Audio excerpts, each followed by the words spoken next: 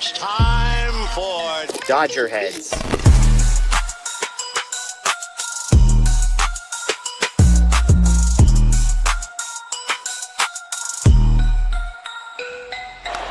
high fly ball into right field. Dodgers have won it all in 2020. Shohei Ohtani, 50-50 club. Strikes him out. There's a drive. Shohei Ohtani. Freeman hits the ball. She is gone. Birthday party, Los Angeles. Your Dodgers have won the World Series. What's up, everybody? Welcome into DodgerHeads Live, presented by DodgerBlue.com, part of the Medium Large Sports Network. My name is Jeff Spiegel, joined tonight by Bruce Kuntz, as I am every Thursday night, here to break down Game 3. Oh, no, wait, there was no Game 3 because the Dodgers swept the Reds. Bruce, it has been a fantastic 24 hours. The Dodgers sweep. Jack Flaherty, our guy, pitches well today. The Tigers beat the Guardians, which is just funny for a million reasons. The Padres lost, which was a beautiful thing. Got their hopes up at the end, got my nerves up at the end, but they eventually lose. And I also predicted the Yankees to beat the Red Sox, which is currently happening 4-0, which means people in Boston might not be happy. So if you ask me, Bruce, the 24 hours that that preceded us is about as good as it gets. Yeah, and the most ideal way that this Thursday could go for me as a baseball fan was the Dodgers are already done out of the equation. Don't have to worry about it, but then 3 Game 3s, so that's exactly what we got. And then, like you said, I'm the same thing. My wild card predictions are looking great so far, so today's been ideal. Yeah, again, Tigers Guardians didn't really care, other than that it's pretty funny that the Guardians mount this unbelievable comeback. They win the division, and then they get knocked out by the Tigers in the wild card round. The Padres end up losing 3-1. So we're not going to get into that. We're just going to note that the Padres won the trade deadline. And then here they are again, going home one round before the Dodgers at the very least. So lots to get to today.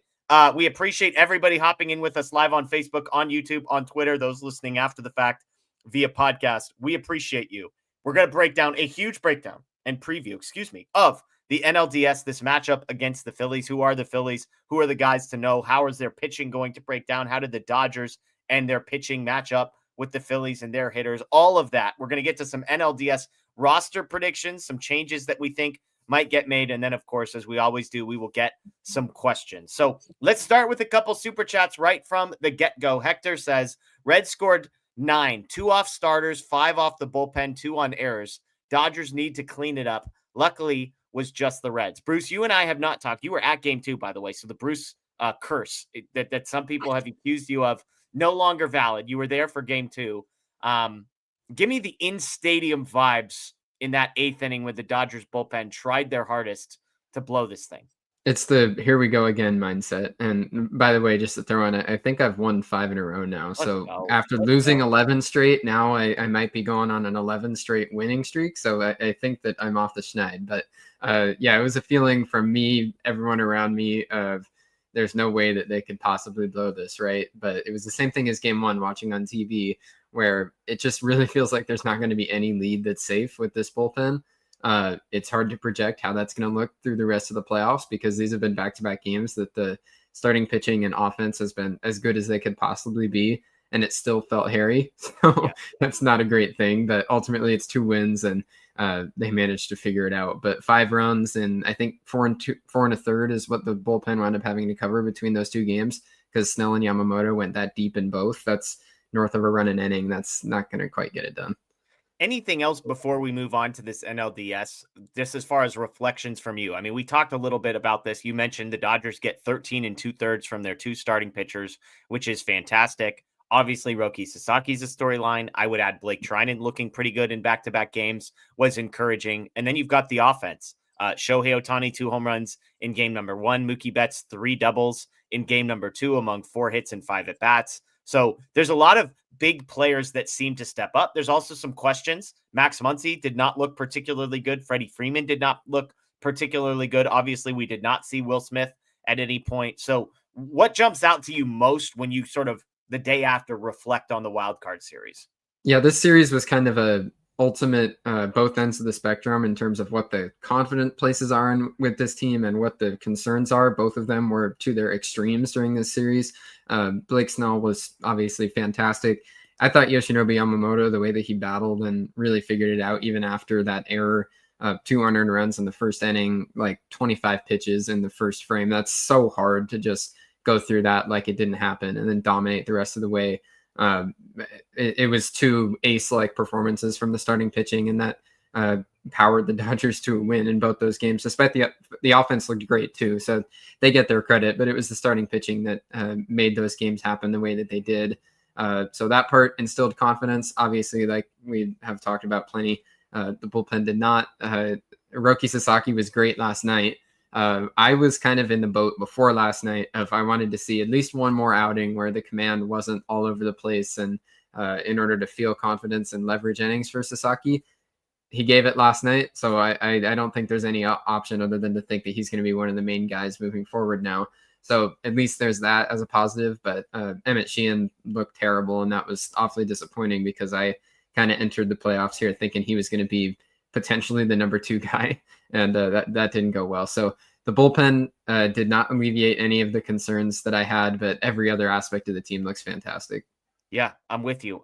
Now, real quick on the bullpen, because we've kind of talked about this. Like, in some ways, I forget who it was. I apologize, because somebody had a super chat, Aaron, I think it was, who basically said, like, hey, maybe we should feel better about the bullpen because Roki Sasaki looked good and Trinan looked good. And those are 2 guys that I think a lot of people did not have maybe immense confidence in. The confidence is higher in those 2. And I think those are 2 guys that a lot of people are ready to trust at the back of the bullpen. Maybe not Trinan. Maybe that's just me projecting my own feelings as well. But, like, while we may not feel great about the entire group as a whole, because Emmett Sheehan, Edgardo Enriquez, even Jack Dreyer to some degree, like those guys didn't inspire confidence.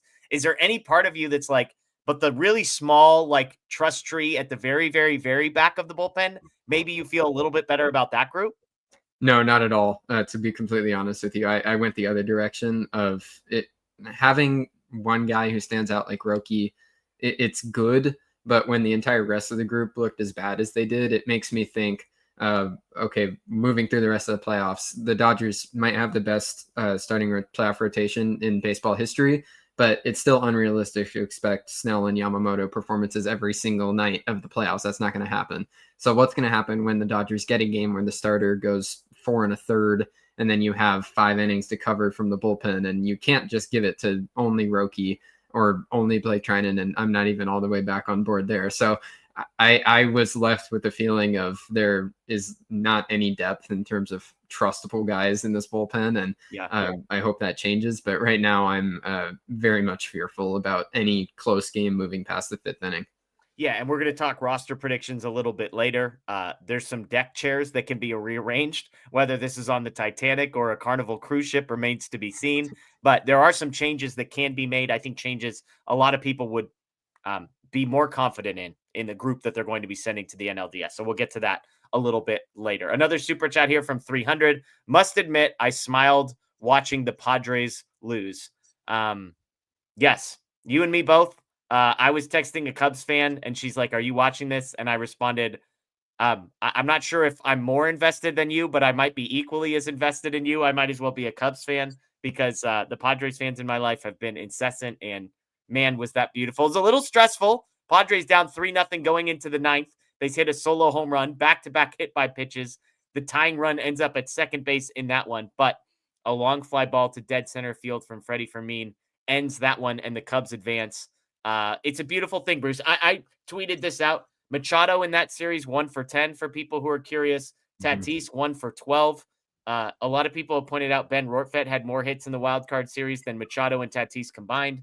I would also add that Machado is 1 for his last 17 in the postseason. Tatis is 3 for his last 24. So it couldn't happen to better guys, in my opinion.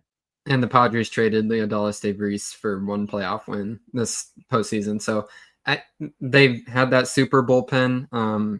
It was a great group. Mason Miller threw 104, didn't get them very far. I think it's another reminder of why I'm personally glad the Dodgers don't attack the trade deadline like AJ Preller every year. Yeah, Absolutely. And again, Mason Miller, who they traded for, will be around beyond this one. Yeah. But it's another example of winning the trade deadline and then losing in the actual postseason, which, again, I'm not saying the Dodgers shouldn't have done more at the trade deadline, but maybe this just goes to show doing more at the trade deadline does not necessarily guarantee you anything. JF with a question. Are Trey Turner and Alec Baum expected to be back from Philadelphia? What are you hearing about this, Bruce? Yeah, I think they're supposed to be both back. They were both in the lineup at the end of the year for the Phillies, so I haven't seen anything that they're not going to be in. Yeah, Turner was back in the lineup for that last game as well, and you mentioned Baum as well. So, yes, the expectation with a week off is that both these guys will be in there. Now, does Trey Turner's speed impacted by the hamstring strain? Remains to be seen, but expect him in the lineup. Love this from Cole. Spirit Halloween sign seen at Petco Park. Brilliant. No notes, Cole. No notes on that one. All right, Bruce, let's get into the NLDS. Let's talk a little Phillies and Dodgers. I'll admit, I try not to leap too far ahead in my preparation, and I don't want to do a deep dive on a team until I know for sure that the Dodgers are playing them. So today was my work day when it came to the Dodgers and Phillies. I've got some slides here to walk through some numbers just to give people a big picture, zoom out, offensive profile, Dodgers versus Phillies, pitching profile, Dodgers versus Phillies, and then some splits. Then we'll get into some individual players, individual matchups, individual pitching, all of that kind of thing. But let's just throw up some numbers here. We'll start with the offense. When you look at this offense, runs per game, Dodgers 5.14 in the regular season, Phillies 4.8, OPS 15 points higher for the Dodgers, home runs 32 higher for the Dodgers, strikeout rate about the same, walk rate higher for the Dodgers. So the quick thing here, Bruce, that I see is as much as the top three of the Phillies lineup, which we're going to talk about, has been very good. They've got Schwarber, they've got Trey Turner, they've got Bryce Harper. On the season, the Dodgers offense remains better. Yeah, the Dodger offense is better based on these numbers. And I also look at the Dodger side and kind of feel like that I have more confidence in this group than even what those numbers currently show, because that includes a big chunk of the year where the offense was nowhere near themselves. So I think that the Dodgers are rolling into the series with the bats feeling even better than these numbers would show. Yep, I agree with you completely. Moving on to the pitching. This is where I would say maybe I was the most surprised, not being totally dialed in to what the Phillies were doing. And this pitching numbers, before we dive in, I'll just throw out, are not totally helpful because there's not going to be a fifth starter in this series. And so if your fifth starter helps you or hurts you, these numbers are irrelevant. Obviously, this includes starters and relievers, many of whom may not be on the roster anymore. But for a big picture zoom out, I think it's helpful. ERA, Phillies have the advantage, 3.75 to 3.89. Their whip is better by 0.03. Dodgers strike out more guys. Walks, advantage Philly. Home runs, advantage Dodgers. So this jumps out to me, as bad as the Dodgers bullpen has been, and we're going to get to some bullpen stuff here in a second.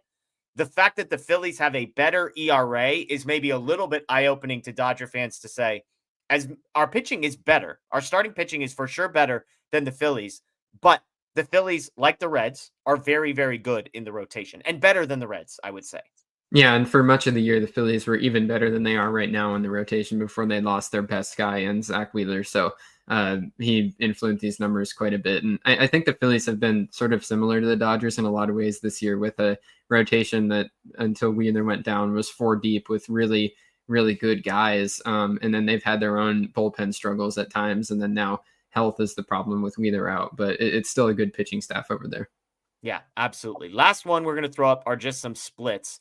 The top two are offensive numbers, teams OPS against lefties versus against righties. You can see the Dodgers 0.005 difference between these two, so it's a pretty even split. The Phillies 17 points worse against lefties than they are against righties. So a slight advantage for left-handed pitchers against the Phillies, which, as we know, the Dodgers have a million of. So something to note there. As far as OPS allowed, Dodgers lefties allowed an OPS of 689. Phillies allowed a 688. Right-handed pitchers for the Dodgers allowed a 700 OPS, against right-handed pitching. Yeah. We're here. 703 for the Phillies. And then relief pitcher ERA, this one jumped out to me. Dead even. Both of these bullpens. So Joan Duran comes into the Phillies organization at the trade deadline. So that will help these numbers. But again, just puts in perspective. The Dodgers bullpen is probably as bad now as it's ever been. And yet, some perspective, the Phillies bullpen isn't perfect either. I'll admit too that I think where I talked about the offensive numbers, the Dodgers feel better than those numbers show. I think this is the other side of the spectrum of I feel much worse in this bullpen than the 427. It also puts it in perspective though that when it feels like the sky is falling for the Dodgers, that's can be other teams' norm. You just expect even higher standards. So it's interesting that they have the identical bullpen ERA on the year that has felt like the worst Dodger bullpen ever. Yeah, and it pretty much is the worst Dodgers bullpen ever. Again, it might be worse right now, but remains to be seen. As far as individual players, best 3 players offensively for the Phillies, this will be no surprise. Trey Turner, Kyle Schwarber, and Bryce Harper. Some fans might be surprised to hear this. Trey Turner actually led the Phillies in wins above replacement. It was not Kyle Schwarber. 6.7 WAR for Turner, 304 batting average. He wins the batting title in the National League, only guy above 300, and an 817 OPS. Schwarber, the DH, that's why his WAR is lower, 56 home runs, a 928 OPS, and then Bryce Harper, 3.5 WAR, 27 home runs, 844 OPS. As far as splits for those guys, like, is there a matchup where lefties or righties they struggle against? The answer is not really. All of these guys are very, very good against both sides of the plate. Schwarber, 162 weighted runs created plus against lefties, worse against righties, 146. Turner, 132 against lefties, worse against righties, 121. Harper's the opposite, worse against lefties at 125, but 135 against righties. So all of these guys at their worst are well above average offensively. However, Bruce, it is the bottom of the order where things get interesting with splits because Marsh, Stott, Bader, and Real Muto all smash right-handed pitching. They are really bad against left-handed pitching. And so that's where I think the splits become interesting, Bruce, is the bottom of that Phillies lineup and the Dodgers left-handers in the bullpen ability to go and get those guys potentially, I think could be one of, I'm not going to say the key, but one of the keys to this series. Yeah, for sure. When you move through that lineup depth, you just showed it on the screen with that graphic too. The Phillies have been, as a complete offense, worse against lefties this year. And it doesn't really matter who you have on the mound. You're going to feel fearful with those top 3 guys. Yeah. But I will say, like, if you have to choose a handiness, I'd rather it be a lefty that's facing Schwarber and Harper. And especially if it's a guy like Anthony Banda, who in the pitcher splits side of things is better against lefties. That has to be factored in as well. So when you know that about the top 3, you still would rather have a lefty, and then moving through the rest of the lineup, like you said, it's even more extreme in the splits. It's a good thing the Dodgers have more lefties than it feels like can fit on a normal roster, but in this case, it's a good thing. Yeah, and the Schwarber one is interesting because he actually hit better against lefties than he did against righties this season. But because of where he hits, people assume. And so, to your point, the flip side of this is the pitcher splits, and some lefty pitchers are better against lefty hitters. And so it's taking both of those numbers into account. Again, we're going to get to roster predictions, and a guy like Banda, a guy like Kershaw, is there room for them on this roster? Remains to be seen. Let's just get through the Phillies pitching next. Christopher Sanchez is the #1 starter for the Phillies. He's been announced for Game 1 on Saturday. He is a left-handed pitcher, which is something you're going to hear me say a lot in the next few minutes because all 3 starters the Phillies have at the top are left-handed pitchers with Zach Wheeler out. But Christopher Sanchez is incredibly good. 2nd in innings pitched, 3rd in ERA, 4th in WHIP, 5th in strikeouts. Likely a guy that's going to finish 2nd in the National League Cy Young voting ahead of Yoshinobu Yamamoto, most likely. He's no slouch, Bruce. And because of the way that this schedule lines up, there's a pretty real chance that he's going to be able to pitch Game 1 and Game 4. I had missed this last night, but because of the off day before and after Game 2, you can pitch Saturday and then you can pitch on Thursday with normal rest to everybody other than the Dodgers. And so Sanchez, one of the best pitchers in all of Major League Baseball this season, Bruce, the Dodgers are likely going to see him twice if this series lasts 4 games, which is not something that we should be encouraged by. Yeah, it's a huge advantage for a team with a 3-headed monster at the top of their rotation like this. Like you said, it doesn't really help the Dodgers just because of the way the Dodgers do rest. But I remember running into this a couple of years ago in the division series against the Diamondbacks. It was the same thing. There was an off day sandwiched in between games 1 and 2, and that allowed the D-backs in a 5-game series when we were forecasting it out. They would have been able to throw Gallen and Kelly twice each, and that's what we've got here for the Phillies. If they're able to throw Sanchez and whoever they decide to go with their second starter, if it's Luzardo or Suarez, then they're going to be able to throw those guys twice too. So it's huge for a team that, for the Phillies, you lost your best guy in Zach Wheeler, but to be able to mitigate that loss and not have to go to a fourth starter just because of the way the schedule wound up falling out is a big advantage for Philly. Yeah. Now, the good news for the Dodgers here is when you look at the way that Sanchez has pitched against the Dodgers, I think that's where you can find some confidence. He's actually faced them twice this season. He faced them first way back in April, 5 2/3, 4 earned runs, did strike out 9 in that one. He also faced them again in the middle of September, 7 innings, 4 earned runs in that one as well. So 8 earned runs in 2 starts for Christopher Sanchez against the Dodgers. Those are the types of things that I like to see. And I said this last series. I'm like, look, I know Hunter Green is very good, but the Dodgers got to him. And guess what? They got to him again. And so as good as Sanchez is and everything I just said about his numbers and Cy Young finishing, Bruce, I am encouraged by the fact that this is a guy the Dodgers offense is not going to be afraid of. Definitely can't take it for granted. I'm not saying that's what you're doing, but Christopher Sanchez is a really, really good pitcher. And I think he's still, even though there's been a lot of chatter around him this year, he's still underrated. It's crazy that he wasn't an all-star and that Jacob Mizorowski got that spot. Everybody is looking back and wondering how the heck that happened now, because Christopher Sanchez is like a one of the top pitchers, not only in the National League, but in the entire game. So I think the Dodgers, we have already spent so much time talking about how great the Dodger postseason rotation is. This top 3 for the Phillies is really, really good too. And so it's not as big of a discrepancy between those 2 rotations as it would feel like it would be if you just look at the Dodgers side and assume that there's got to be a huge gap. The Phillies are not too far behind, even though the Dodgers still have an advantage. Yeah, absolutely. So then the question turns to who pitches behind Sanchez in this one. Matt Gelb of The Athletic said this: whoever the Phillies slot into game 3 could be in play as a reliever for game 1. The third game is 4 days after the first. There's enough built-in rest to make that work. So keep this in mind. Whoever the Phillies go with in game 3 could be a pen option because their bullpen, as you can imagine, is not very good as they're thinking about this. It is worth pointing out that Ranger Suarez did appear in relief in the NLCS back in 2022 and was effective. So does that mean Suarez gets game 3 and Jesus Luzardo would then get game 2? Remains to be seen.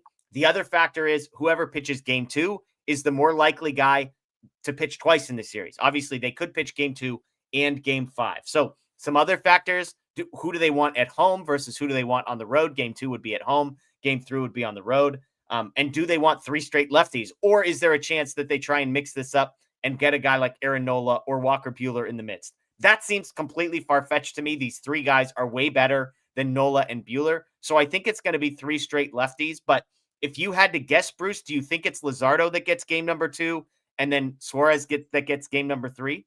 That's my guess. Suarez having a little bit of experience in relief. It seems like that might lean the way. I also think that Suarez with that sinker, get the ball on the ground at Dodger Stadium, seems like it makes sense. But I don't think the Phillies can go totally wrong with either of them. Ranger Suarez had a really, really good second half overall. And Jesus Luzardo has had a big bounce back year getting dealt there from Miami. So both those guys are really good. Like you said, I think that there's certainly a step up from Aaron Nola, who's had his own sort of injury problems this year. And I also would expect that it's those 3 lefties that might start all 5 games of the series. Yeah.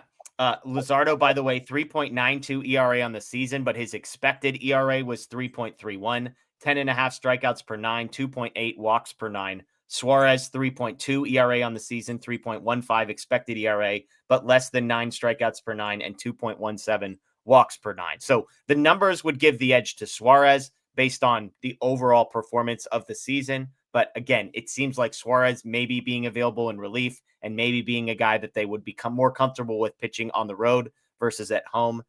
That is how those things line up. On the other side, let's talk Dodgers rotation. We know Shohei Ohtani is getting game 1. Game 2 is where this gets very, very interesting for me, Bruce. Because the Dodgers got out of this in 2 games, they have options. Blake Snell would be on comfortable rest to pitch game 2, which means Yamamoto would be on comfortable rest to pitch game 3. Now, the Dodgers are not going to be able to pull game 1, game 5 double up because Ohtani needs 7 days off or whatever. But they do have Tyler Glasnow, who's incredibly good and worthy of getting a start in this one. So the question is, does Glasnow get game 4? Or does Glasnow pitch in game 2 after Ohtani, and then Snell gets 3 and Yamamoto gets 4? The place I'm leaning is after Ohtani game 1, I would start Snell in game 2, Yamamoto game 3, because then you're also talking about the fact that they had Glasnow on the wildcard roster and seemed to be willing to go to him in relief if it came to that. We were just talking about Ranger Suarez. Maybe if he goes game 3 for the Phillies, could pitch game 1. It'd be even easier for Tyler Glasnow if he gets slotted into game 4. Then he could pitch behind Ohtani in game 1 and have plenty of time to be ready to go by game 4. And ultimately, I also think with the way that Blake Snell and Yoshinobu Yamamoto just threw, you got to go to those guys as soon as you possibly can. So I don't think there's any pushing them back in the schedule to get Glasnow game 2 or anything like that.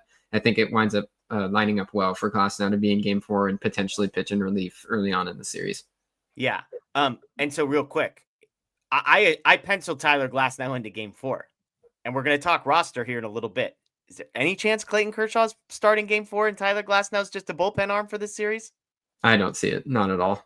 Yeah, I'm with you. It would make no sense. It's why I said I didn't like him not being on the first roster, because he's not as good as Tyler Glasnow is as a starting pitcher. And I would say there's a wide gap between those two guys.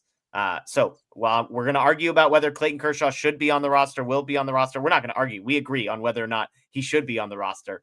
But that remains to be seen. So again, that would line up, if you're keeping track, Sanchez versus Ohtani in game 1, based on our projections, Luzardo versus Snell, Suarez versus Yamamoto, and then Sanchez versus Glasnow, and then Ohtani versus Luzardo in a potential game 5. So that is a heavyweight pitching matchup there, and two of the better offenses in Major League Baseball facing up against them as well. We got a bunch more super chats, so let's dive into these. David with the huge one. Thank you, David. We appreciate you. Dodgers will ride starters from here, except for Ohtani. 2019 Nationals' second worst bullpen, 5.68 ERA, won the World Series behind Scherzer, Strasburg, Corbin, Anibal Sanchez, and Joe Ross. I agree, David. I think we've already seen that Dave Roberts has got a much longer leash for his starters this year than he has in years past. I'm not even talking about last year. They didn't have starting pitchers with a leash last year. But the starting pitching is better. That's part of it. Blake Snell and Yoshinobu Yamamoto are like bona fide superstars on the mound. Ohtani, bona fide superstar on the mound. So they deserve the respect. But Dave has also said, I think all of our best pitchers are starters, I think was his quote of some degree. And so that's the second piece of this. It's both we have better starters and far worse relievers. My only quibble with this comment here, Bruce, is that I think they're going to ride Ohtani too. I think the training wheels are off. I don't think Ohtani's going to be able to get to 8 just because I think the pitch count's going to be too high. But I don't think they're going to be limiting him at like 90 pitches or something in the postseason. Yeah, I think Ohtani will be right around the century mark, and it'll be managed in a much more a less controlled way than they did in the regular season. There won't be specific benchmarks I wouldn't expect, because at this point, the whole regular season and all those benchmarks and all that careful management has been specifically leading to this so that they can let him loose in the postseason. So I think if Ohtani is working well, there won't be any issue with him getting through at least 6, maybe even 7 if the pitch count is low enough. And I think that ultimately it's boiled down to like last night, Yoshinobu Yamamoto pitching to the top of the lineup for a 4th time. That's not something that normally ever would be done by the Dodgers or Dave Roberts, but the bullpen is in such array that for Roberts, it's a calculation between normally, 4th time through the order, over 100 pitches. That's going to bring down your starter's effectiveness. But do you have a guy ready to come in who's going to be better than 4th time through the order Yoshinobu Yamamoto? And the way that Yama was thrown last night, there wasn't anybody. So I think we're going to continue to see that much more aggressive and old school style management. Less because it's specifically wanting to keep those guys in the game, although they deserve it, but also just because there's not any option to turn to in the bullpen that's easily better. Yeah, I'm with you. All right. LV Mark says, everything you're saying right now sounds like Charlie Brown's teacher. The only thing I hear tonight is me laughing at the Padres. It's a beautiful thing. David says, what's a scarier Halloween costume? Tanner Scott throwing 90 miles an hour in the middle of the plate, or Blake Trinan throwing wild pitches? Be nice to our guy Blake. He's 4 outs, nice and easy, clean. He's the one guy who pitched well other than Roki Sasaki out of the pen. Like, we gotta focus on the positives here, people. Yeah, and another positive is Tanner Scott didn't pitch in the Wild Card Series. That is also true. Cole pointing out the Dodgers just saw these lefties not too long ago, so referencing the fact that they've hit Sanchez, they've hit Luzardo. And they've also had a chance. Luzardo was great in his first start, I should add. 4 earned runs in his second start. And then Ranger Suarez, 6 innings, 3 earned for him. So again, the Dodgers have scored 3 or more runs against all 3 of these guys in, I believe it's 4 total starts. 3 of the 4 were 3+ runs, and the 4th was Luzardo early in the season, who was very good. So there you go. Fritz says it was nice to see Kike Tober starting in late September. Do you think Phillies swing and miss habits will let starters eat more innings? I just want to comment real quick on this because I was giving our unnamed admin, let's leave it at that, a flack about this. Fritz, I know this was the Dodger Blue approved version of Kike Tober, but you just spelled Kike Tober, which doesn't roll off the tongue. I think I'm voting, I am nominating, I am suggesting that it should be Keek Tober. It also avoids some awkward language if you're misreading this quickly. But this says Kike Tober, Bruce, and I think we need to be saying Kike Tober. Your thoughts? I'd like it. Kike Tober rolls off the tongue a little better, and Kike is a guy that deserves a Mr. October kind of nickname because that's the level that we're at. Yeah, absolutely. Pinsanity agrees with me. I call it Kike Tober. So just tweet at Dodger Blue 1958 every time they say Kike Tober and tell them they're spelling it wrong. And let's just viva la revolution on this one. Okay. Do you think Phillies swing and miss habits will let starters eat more innings? Fritz, to be clear, I'm not blaming you. This is the admin of Dodger Blue 1958 social media accounts that has led you astray, and I apologize for that. Okay, so this is not on you. You trusted that person, and they abused that trust in this case. Do you think Phillies swing and miss habits will let starters eat more innings? It depends because sometimes if you're pitching for strikeouts, that's going to be deeper counts and longer at bats. But if it's a quick strikeout, 3 up, 3 down, kind of good morning, good afternoon, good night type strikeouts, then sure, that would help him get deeper. Yeah, I'm with you. I think like a guy like Blake Snell is just going to nibble. For sure. GI points out they have the 3rd worst chase rate in MLB. So yeah, we'll see how this plays out. I just think they're going to be fine. I think it's going to be 6 to 7.5 innings from the starters, and then you just cross your fingers that Roki can pitch 5 days in a row and Treinen can pitch 5 days in a row, and the rest of the guys figure it out. You already mentioned there with Snell. I think he's the guy that I'm not concerned about in terms of the result, but I am concerned about in terms of getting deep in games because especially against this Phillies offense that, like the chat just said, doesn't chase very much. It's some guys that are really disciplined hitters, and I think they're going to be going to the plate with a much better plan than Cincinnati had. The Reds were swinging early and often against Snell, and I understand not wanting to get into strikeout counts against that guy, but you also have to understand that probably the best offensive approach against Blake Snell is to get him out of the game. And he'll kind of do that to himself. As long as you're patient enough, it'll be a full count whenever you want it. So Blake Snell is the main guy in the Dodger rotation that I think he's effective, but he could easily get himself into one of his, 5 innings and 100 pitches outings and then wind up needing to find a way to the 9th for the Dodger bullpen. Yeah, absolutely. Absolutely. I am Donovan says, why does Dave hate Justin Michael Robleski? It's a great question. I just kept saying he's the one guy I know is going to throw strikes.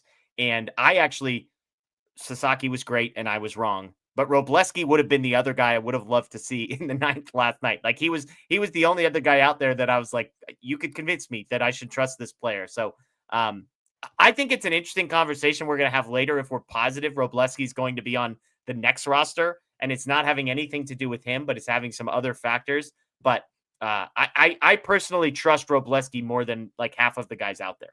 I'm with you that before last night, this is different now, but before last night, I had Robleski a little bit above Sasaki on the trust chart just because I already said earlier in the show, I wanted to see Sasaki go in and throw strikes again. He did it, so he's up above there now, but I think Robleski is in this completely scattered and crazy bullpen. I have faith that he can come in and pitch with the confidence that he's had all year and throw strikes is the big thing. Like you said, he's got better command than it seems like the rest of the bullpen does. And so just get in and throw strikes. That seems to be the bar right now. Roki number 1 on your trust tree? Oh, man. I don't. Who else is rattling around your brain right now? Alex Vesia is still up there for me.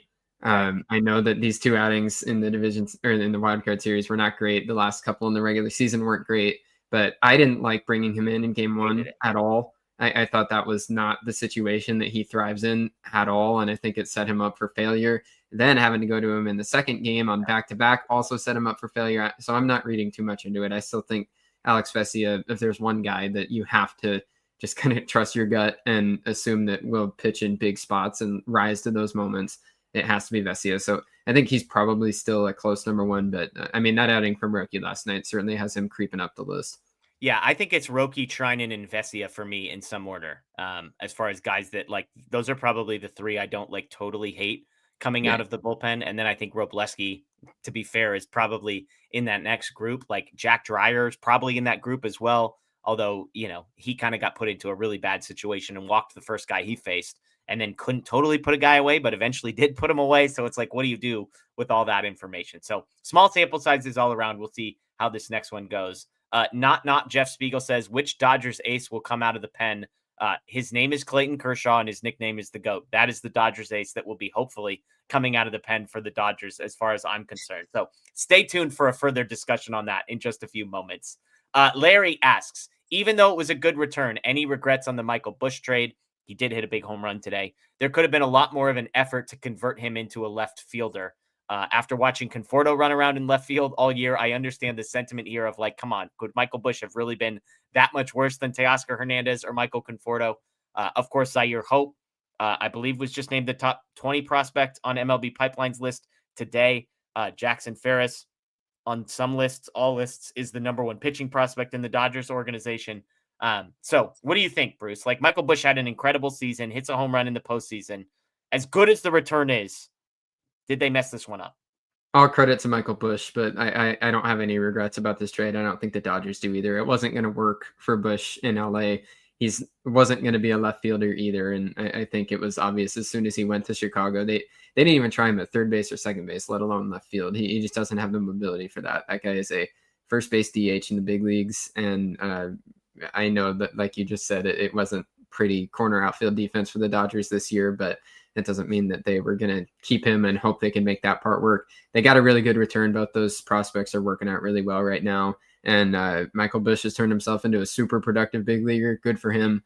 But that trade is so far in the rearview mirror. I'm not worried about it at all anymore. By the way, Ferris was number 98 on the MLB Pipeline Top 100. So two guys in the top 100, the return for Busch there. Cole, did the Padres fire Mike Shildt yet? Gosh, I hope not. That angry old man, like, just keep him around in my life. Him and AJ Preller, lifetime contracts, baby. Machado, Tatis, lifetime contracts for all those guys. They're winners. It's beautiful. I did get a tweet from Greg Bergman, by the way. That's an updated Padres trophy case, and it has one banner on it that says 23 days in first place. Right below it, it says beat LA Dodgers in the 2022 NLDS. And right below that, it's a picture of the show video game with Fernando Tatis Jr.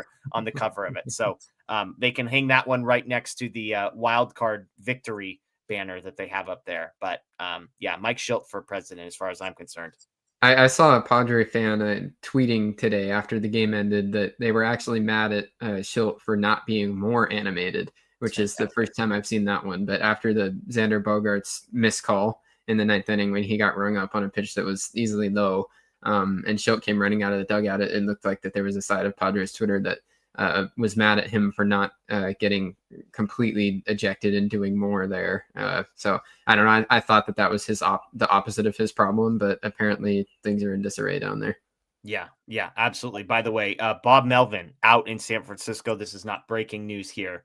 But he will not return as manager. So we do have one less grandpa in the dugout. I believe Skip Schumacher is the favorite for that job. Kawakami had a great headline basically saying Buster Posey's ticking clock has doomed Bob Melvin. So I just love it. I love the disarray. I love the dysfunction. It's beautiful. Keep these people around forever. Love that Rafael Devers trade for you, San Francisco. Keep it up. Fritz, by the way, happy Keektober. Great show as always, guys. We appreciate it. We appreciate the super chat, and thank you. Start the movement. Everybody right now, by the way, just open up another tab with Twitter at DodgerBlue1958 and just KEEKTOBER. Just tweet at them and let's start the movement. Okay. JF said, was not expecting Roki's walk-up song, but I dug it. I missed it. Do you know what the walk-up song was? I forgot already. I think I was too nervous. I wasn't actively listening. Yeah. Anybody who was like prepared to just be focused there. Good for you. Yeah, somebody's going to have to help me out with what his walk-up song is, because I got no idea. Walk out? Let's see. Social media can help me out here. Yeah. Doing my yeah. searching too. I got nothing. So somebody help me out there.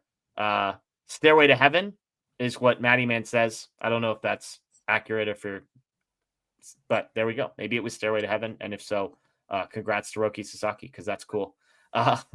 Iris says, where's the Reds fan? I feel sorry for them. Yeah, our guy Jeff Erickson. He was there. I think he had low expectations. Matty Man says LOL, so maybe he's just joking with me. Anyways, let's move on. As always, again, shout out to the 1,500 people in here live with us. We appreciate it. By Low Rocky is the song. So there you go. People are just making things up. I'm going to stop reading the chat as far as song suggestions. You all have lost your trust. Okay. Here we go. JF. By Low Rocky. I'm probably butchering the pronunciation of that. By DJ Rodriguez. So shout out to that song, people. Okay. Let's talk roster predictions, Bruce.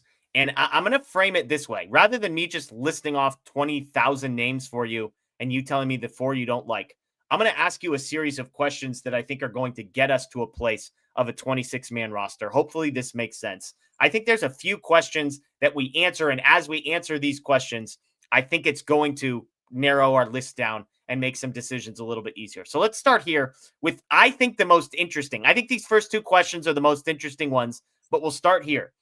Did the Dodgers carry 3 catchers into the NLDS? We know that Will Smith was healthy enough to take live batting practice last week on Monday, and then healthy enough to be on the roster. We did not see him. He did not start. He didn't swing a bat, but he was healthy enough to be on the roster. The roster crunch matters here because in a 5-game series rather than 3-game, the Dodgers are almost assuredly going to want more pitchers than they had in the first round. They carried 11 pitchers plus Shohei Ohtani. They are allowed 13 pitchers plus Shohei Ohtani. So we're going to talk about a couple guys that we already think are getting added. But if they're going to add 1 or even 2 pitchers, some guys have to come off. So let's start here. Do the Dodgers, in your opinion, Bruce, carry 3 catchers in the NLDS? I'm leaning towards yes. And obviously, this is a tough question to answer without knowing exactly what Will Smith's status is. But based on the fact that he didn't appear a single time in the Wild Card Series, I'm going to guess that he's hurting pretty bad. And I don't think the Dodgers would want to put themselves in a position where Ben Rortvedt seems like is probably going to be starting again. And then Will Smith is your only backup, where then if something happens to Rortvedt, you don't want to make Will Smith dial it up quickly and then put his body on the line with that hand being as big of a problem as it seems to be. The other good thing is, at least I'm in a point where I'm okay with Dalton rushing as a bench bat late in the game if you need a lefty coming in. I don't hate it. So I think that it's not a completely wasted roster spot to have 3 catchers, and I think that's probably what they will end up doing. Yeah, I'm torn on this one. So I'm going to just pause real quick, and I'm going to ask you the next question because I actually think these 2 questions are connected, which is why I think they're the most interested, which is, are we sure that Alex Call, Justin Dean, and Haesung Kim are all on this roster again? My answer to this, Bruce, is of the 3 catchers and the 3 players I just mentioned, I think 2 of these guys have to come off of the list in order to make room for the pitchers that we have coming. So if you want to tell me, hey, they're going to want 3 catchers, Will Smith is basically a pinch hit designated hitter, and, so they're going to need a backup catcher also, I can get on board with that. But to me, that means 2 of Call, Dean, and Haesung Kim have to come off. And I'm going to give you a hot take straight from the get-go. I think Haesung Kim's the guy that's the odd man out in this group for me. And here's why I say it.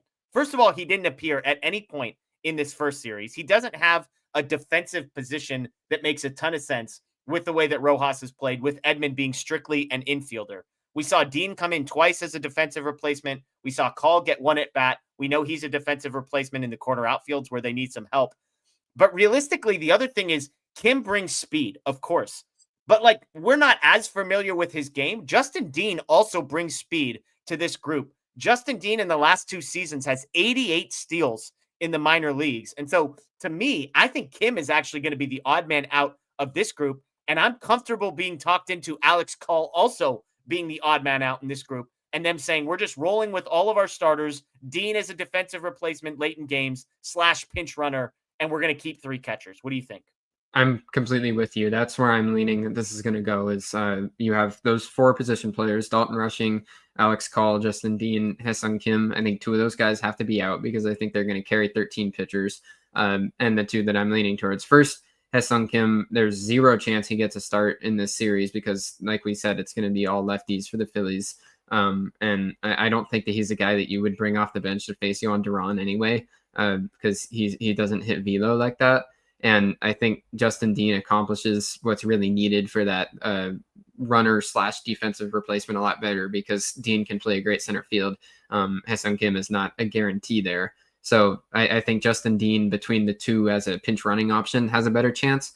Alex Call is interesting. I don't think that he's going to be getting starts even against the lefties, which makes me think that maybe he's okay to be taken out.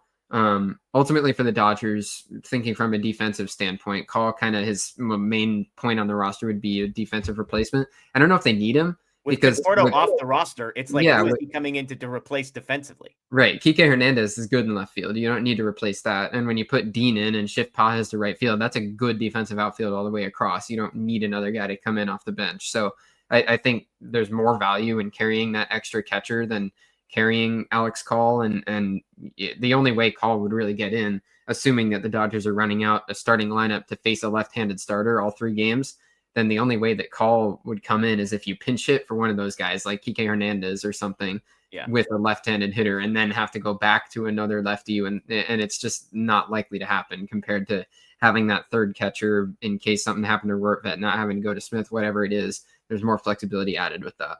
Yeah, absolutely. And Aaron says, for the record, I don't think Dean is better than Haesung Kim, but I don't think Kim makes the roster over Dean. I think that's a perfect summary of how I feel. If Tommy Edman were able to play center field, if the ankle were healthy, I would say differently because I think Kim is a better base runner than Dean. The problem is, as we've said, there's just not a spot for him. Like whose spot defensively is he taking? And the same with Alex Call. I actually had Call off of my first round roster. I had Conforto on, but those 2 guys coming off to me make some sense. So I originally had 2 catchers and then Call still making it. But the more you talk, Bruce, and the more we think this thing out, I think I'm with you that it's 3 catchers and Justin Dean and Kike Hernandez is your everyday left fielder. Tommy Edman and Miguel Rojas are splitting off at second base. And it's basically Will Smith as a pinch hitter when you need a pinch hitter. Justin Dean, defensive replacement. Dalton Rushing, the backup catcher if you need one.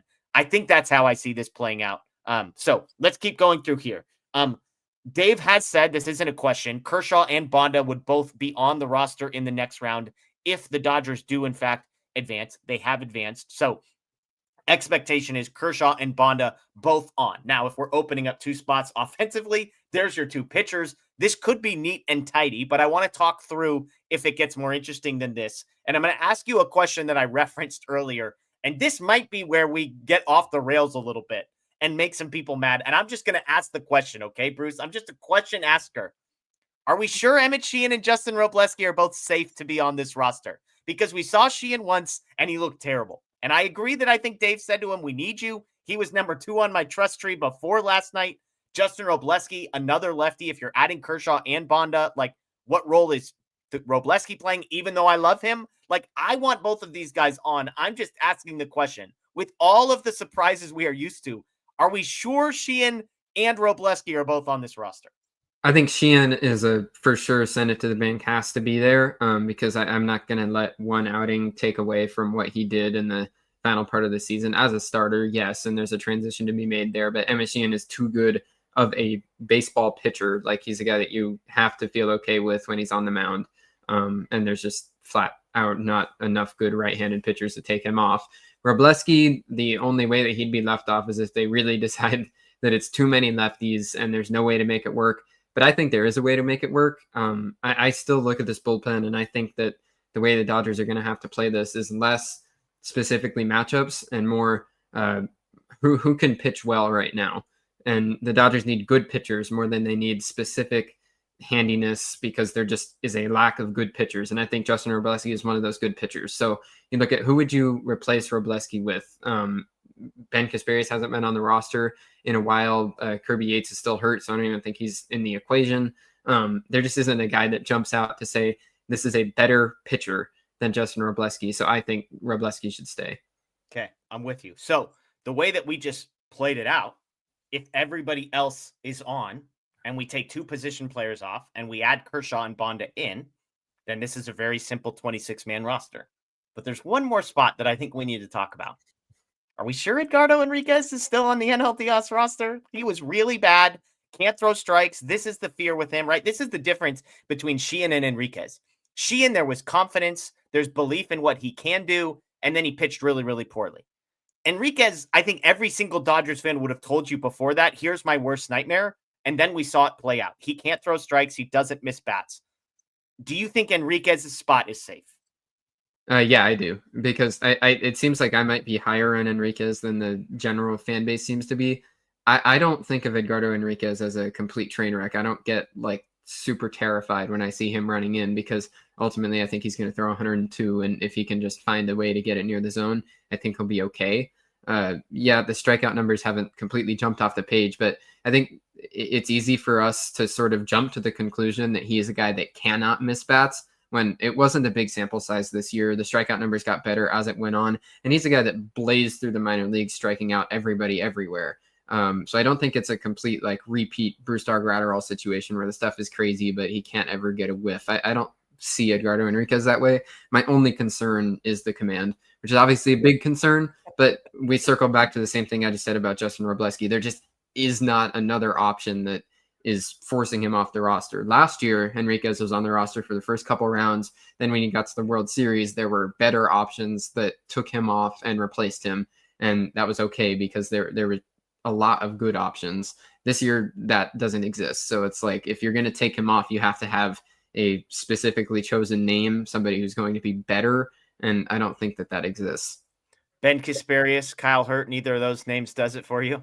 No, I think Kasparius has not been on the roster in long enough that I wouldn't throw him right into the fire again. And Enriquez just has the better stuff, and I'm willing to trust that. And then for Hurt, I wish that the rehab process went a little faster and he could have got up to the big leagues, but I wouldn't throw him in for his return from Tommy John right now and think like Hurt's a guy that has struggled with command throughout his professional career too. And I'm not saying that Hurt's a bad pitcher or anything, but if the concern and the reason you'd take Enriquez off the roster is because of command, Kyle Hurt is also a guy whose main drawback and the reason that he's a reliever and not a starter is because of the command. So there's very much a possibility that problem stays just the same with him.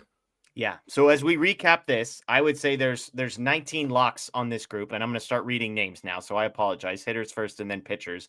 Ohtani, Betts, Edman, Freeman, Kike, Muncy, Rojas, Teoscar, Pages are locks. Dreyer, Glasnow, Sasaki, Scott, Snell, Trinan, Vesia, Yamamoto, and 2 catchers. I think we're all agreed that those guys are locks. Basic locks are Kershaw and Bonda. Weren't on the wild card roster, but we've been told by Dave they will be on the NLDS roster.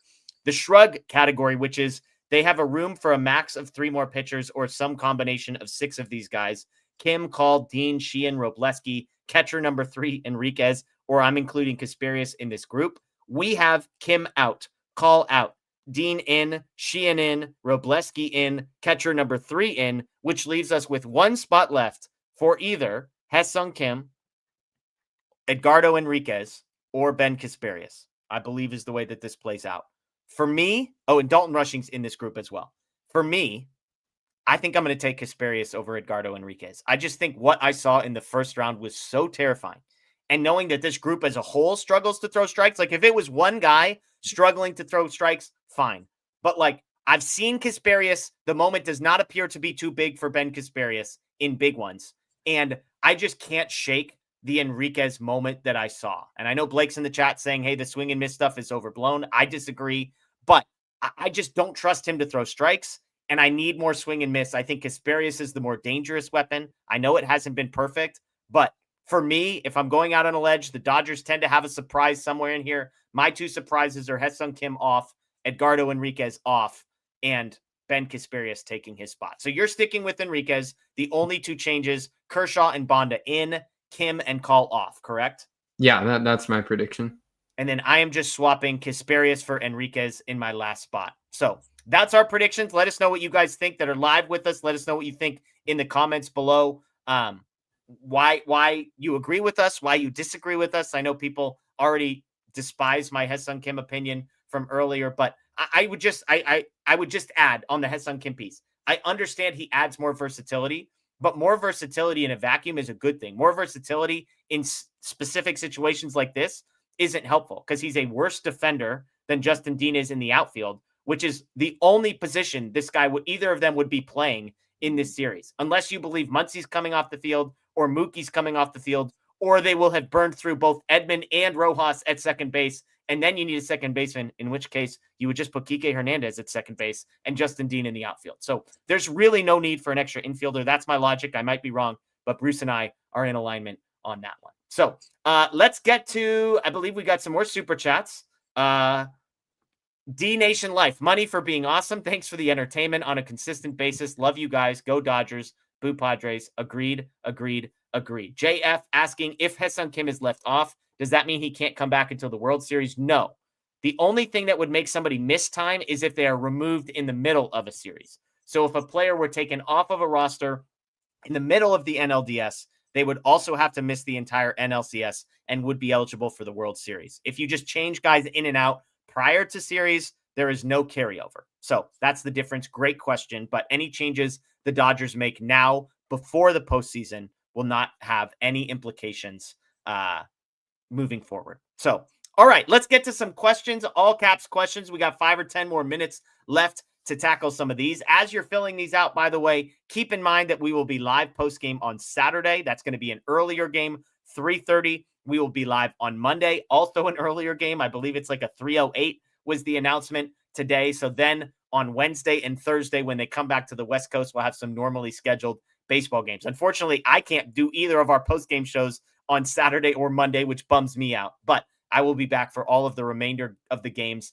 the rest of the series, depending on how long this one goes. So, Alex with the first question. Should we expect Teoscar in the 3-hole against all these left-handed starters? Do you think Freddie Freeman gets moved down because of the lefties here? Or do you think Teoscar just kind of splits Freeman and Muncy? I'm expecting Teo to be moved up to the 3-hole. Wow. That seems to be the way that they've done it through a lot of this year. When Will Smith is in the lineup, they move him up to the 3. When Teoscar is in there and Will Smith isn't, they move him up to the 3. I mean, you can't really go wrong if Teoscar bats cleanup, but with the way that he's looked recently, he's looked like he's back to the Teoscar Hernandez that we've been hoping would come back all year. I think that he winds up batting 3rd just because it's still, Freddie Freeman's Freddie Freeman, but it's still a tough assignment to ask for left on left at bats against these really, really good Philly starters.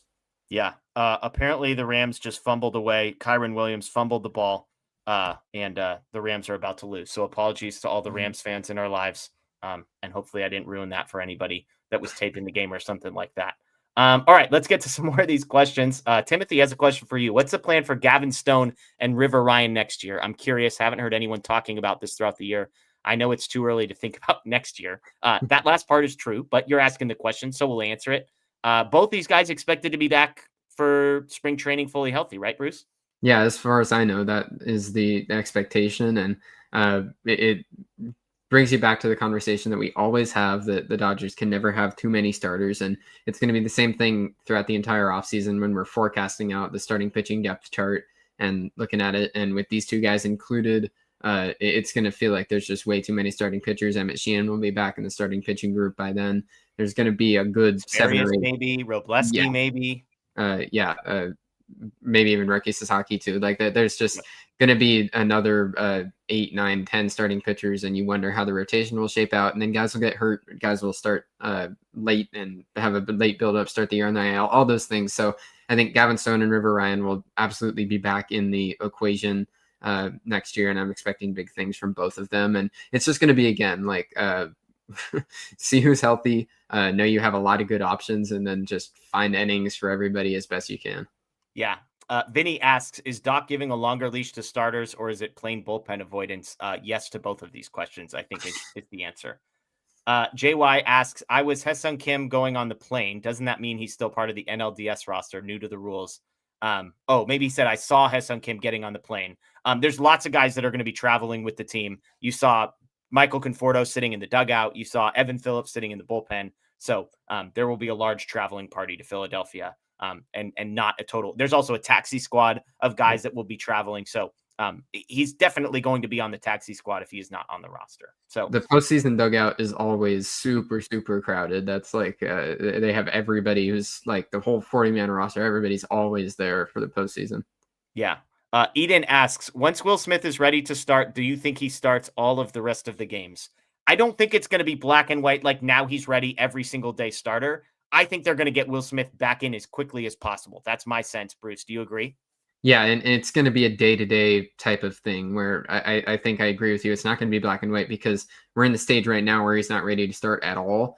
And I don't expect with this that they had already chalked it up as something he was going to have to deal with the rest of the year. And then they found out there's a fracture. So I think they're going to get to a point where he can start one game. And then by the time the next game rolls around, they'll decide whether he can start that game. And it'll be a game-by-game basis. And I don't think he'll start every single one. So what I think is once he's ready to start again, then they'll start looking at matchups and try to specifically choose which games are the best for him to start and more which games are the best to have Rortvet start and then work Smith in against the tougher matchups. But I mean, obviously with this Philly series, it's all lefties. So it's going to be tough for Rortvet either way, no matter when he plays. We're guessing on the health of Will Smith, but keep an eye on Will Smith potentially starting game one, because that would be a nice spot. You mentioned it's all lefties, but he then has a day off before game number 2. And so it would just allow you to like play him in game 1 and then see how he's feeling, with the potential of maybe he's feeling fine. And then you can throw him back in there in day 2 with a game 2 with another day off after that. So I think they would maybe try to see how this works early in the series, game 1, game 2, just to feel things out and say, like, if this is sustainable with a day off, then maybe we can upgrade offensively that spot in the lineup more quickly than we thought.